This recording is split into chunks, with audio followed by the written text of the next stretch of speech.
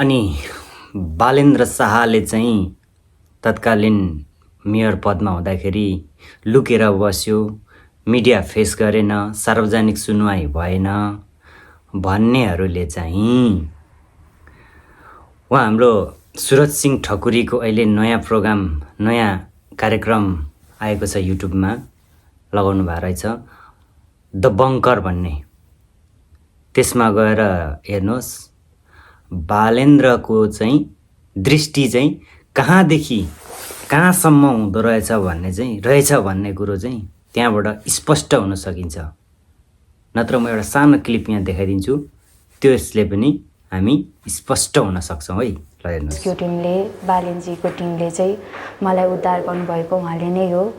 अनि उहाँले पनि त्यही उसमा चाहिँ बालेनजीसँग कुरा गर्न नि पाएँ मैले। मिडियामा आएर तीन भित्ता उफ्रिँदै लोकको लागि काम देखाउने र मिडिया पछाडि बसेर चाहिँ वास्तविक समस्या, वास्तविक